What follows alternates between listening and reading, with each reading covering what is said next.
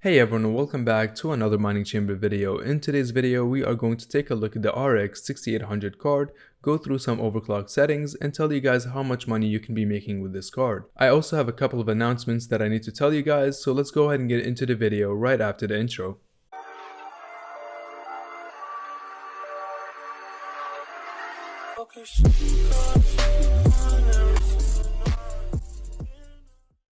So first thing first, I want to thank you guys so much for helping the channel reach 100,000 subscribers. Honestly, it's been such a great journey, and having you guys being part of it, I can't ask for anything better. So for the 100,000 subscribers milestone, I want to give back to the community as much as I can. But unfortunately, I have been very inactive lately, and that is because I'm in the process of moving to a different place. So I have to pack up all my mining rigs and all my setup and everything like that to get ready for the move, so that's making producing videos a bit harder to do. Now this might be the only video for this month until I settle down on July 1st, and then from there I'll be able to post a lot more videos for you guys. Now before I talk about the giveaway, I also did a garage sale for all those who are local to me in Montreal, Quebec. So some of you guys came and we were able to chat a little bit about mining, eat some pizza, and we also browsed through the items that I was selling for pretty cheap prices. So it was something like a meetup as well as a garage sale at the same time. Now I did announce this on Instagram as well as on YouTube, but I didn't give you guys a heads up ahead of time, so sorry for those who couldn't come or just didn't know about it until now. The sale took place at the 19th and 20th of June, so just want to say thank you for all who came. It was a pleasure having you guys here, and hopefully in the future we'll be doing more things like that. I will be doing a full video on the moving process as well as the event, so that will be coming out whenever I move to the new place, so do stay tuned for that. So other than that, let's go ahead and talk about the small giveaway that I want to do first, which will be more like a promotion.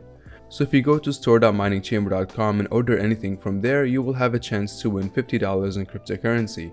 5 total orders will have a chance to win, so you can feel free to grab whatever you want. And there's also an active promotion of buying the joggers and the hoodie, and then you'll get any of the shirts for free. The reason that I'm doing this is so I can reduce the inventory that I have on hand, so I don't have to ship it all over the place whenever I'm moving. So you guys have the chance to buy the clothing for pretty cheap, as well as have a chance to win some crypto. Now I would really appreciate it if you guys buy some clothing from there, but if you don't, it's completely fine.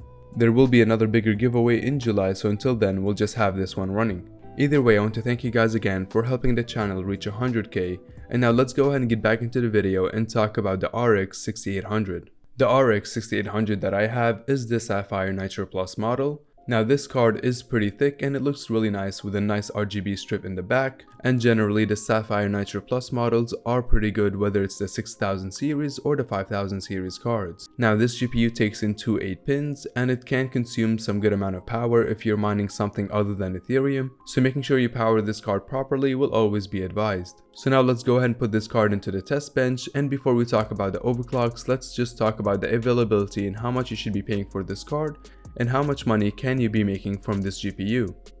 So the RX 6800 regular came for an MSRP of $580, which is not bad at all for the performance of this GPU. But as we know, in the current market, MSRP is very irrelevant. So these cards, just like as every other GPU card that's good for mining, you can't really find them for decent prices brand new. So here you'll see that it costs a lot of money, $2,000 for this GPU, which I would never pay that amount for this card. And then on Amazon you have slightly better options. You have $1,469, a couple of used offers, and that's not so bad, but it's still very expensive. Now honestly, personally, I wouldn't pay over $1,000 for this GPU, so just keep that in mind when you're trying to shop for these cards. But on the bright side, if you go to eBay or any local marketplace, you'll be able to find them going down in prices pretty fast. Now these cards used to go for at least $1,500, and now they're down to $1,200 and you can buy it right away. So the prices of GPUs are going down because of mining profits as well, and generally having more stock available and less demand is making us buyers have a better chance to get more GPUs. So now, like I mentioned, just wait until you find a better deal, maybe for $1,000. If you want to pay a little bit more and calculate your own profitability, then that's completely fine if you think it's good for you. But for my advice, I would stick to $1,000 and below. Now this card is one of the cards that are under my radar, and I definitely want to grab some of them, so I will let you guys know whenever I make a mining rig build out of these GPUs. Now as for other brands, this card is pretty well all around, so you guys can feel free to grab whichever brand you want. As of now, I don't have a lot of information on which is good and which is bad, but I personally will just be grabbing whichever I can find for a good price. Now that's it for the availability. Let's go ahead and talk about the profitability of this GPU. So for the profitability, here we're on whattomine.com, and then I grabbed all the hash rates that I have on the mining chamber blog. So if you go to the mining chamber blog, you'll find overclock settings with different hash rates here. So I just went ahead and placed all these hash rates in the corresponding algorithm, and then if we go down, we can see here our profitability. So as of June 21st, 2021, this GPU makes around $3.85 on Ethereum without electricity, and then with the rate of 10 cents per kilowatt hour, you'll be making $3.49. And then you can also see here on the different algorithms, it's not that bad either. So you have Ryo, which was coming around $3.20 a day, which is also really good, and it's not that behind on Ethereum. And then you can also mine Ergo and Raven coin as well as Ethereum Classic, which will give you $1 and some change less every day, but it's still a fairly profitable coin to mine. Now to calculate the break even in the current market with 10 cents per kilowatt hour, you will be making around $3.50 a day, and that will be times 30, which will give you $105 a month. So it's not that much money, but per GPU you'll make $105 a month, and let's say you bought it for $1,000, so if you divide 1,000 by 105, which you'll be paying it back in 9 months and a half, which is not bad at all for an investment to break even in 9 months and a half. Now just a reminder that these profitabilities are based on the current market price, and as we know, the current market has been dropping down pretty hard, so the profits are a lot lower than a couple of months ago. You can also see that Ethereum blocks recently have been around 2.4 to 2.7 Ethereum per block, which is pretty low, and with EIP 1559 coming around the corner, the Ethereum blocks will be similar to this range as well. So you can expect your profits to be at this range for a bit until the market prices keep going back up again. And then if you come to the miningchamber.com article for the 6800, you will be able to find here the most popular coin to mine or the most profitable coin to mine with how much money you'll be making every day. So if you're watching this video 1 month from now and you want to know how much this card is making, just make sure you visit this website right here, miningchamber.com, and then go to the article, and then you'll find a good estimate of how much it's making every day. Now that is it for the profitability. Now before we get into tuning the card and testing its overclocks, let's go ahead and have a quick word from this video's sponsor. This video is sponsored by Crypto.com. Crypto.com is an all-around platform for trading, staking, and storing your cryptocurrency. They also have Visa cards which you can get by buying CRO tokens and holding it for some time. These cards are accepted anywhere that accepts Visa, and they also come with benefits based on which tier you get. But one of the best ways that I found as a miner to use Crypto.com is by utilizing their staking platform. You can use their staking platform to put your mining profits in there and then earn additional rewards on your mining profits. And it's super easy to get started with it. Simply mine to your Crypto.com wallet, and then from there you can stake as much as you want and earn interest. They have different staking options, and you can stake with a flexible plan, which means you can get your money out anytime, or you can do it contract based, which earns you more percentage.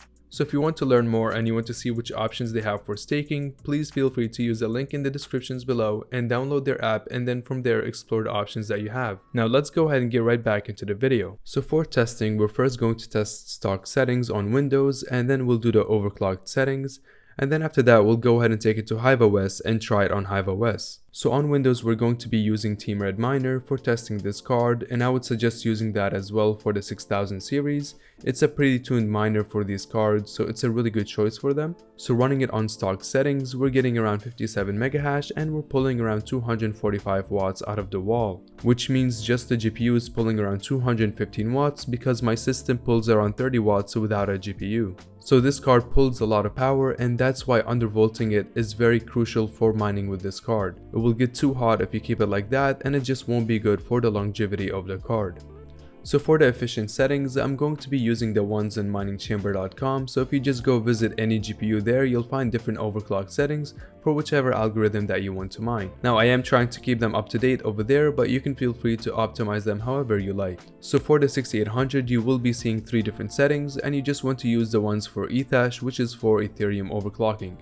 Now just go ahead and put these numbers in whatever overclocking software that you want to use, whether it's Wattman or MSI Afterburner. I honestly suggest using Wattman for the 6000 series cards, it's much more simpler there.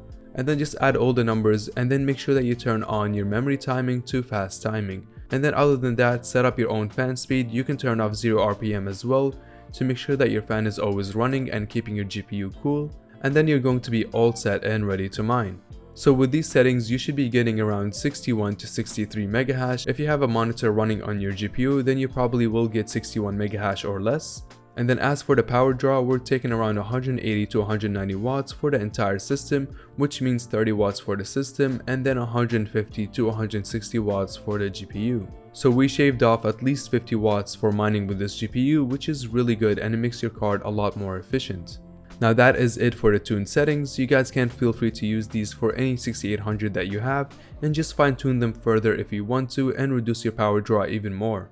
So now the last thing that we need to try is we need to go on the Linux side of things. So for Linux, we're going to be using Hive OS, and the only different thing that you're going to be doing is setting your memory clock to 1125 rather than 2150. So it'll be half the number, and then you can just use that and then you'll be all set from there.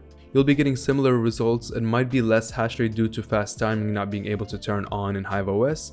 I'm not really quite sure on that end, but if you have any idea about it, just let me know in the comments below if there's a way to turn on fast timing or you don't need it at all over there. So now that wraps up all the testing for this GPU, and if you have any questions, please let me know in the comments below. And I just want to say thank you guys again so much for 100,000 subscribers. You guys are awesome and I'm looking forward to start making more videos for you guys in July. So until now, I'll be signing off for this month and then I'll see you guys very soon. Make sure to join the small promotion for buying merch from store.miningchamber.com to have a chance to win $50 in cryptocurrency as well as to support the channel. So thank you guys again, and if you enjoyed this video, make sure to leave a thumbs up, and if you're new here, make sure to hit that subscribe button. There will be a lot more videos that are coming out in July that you don't want to miss. So thank you guys again, and I hope you have a wonderful day.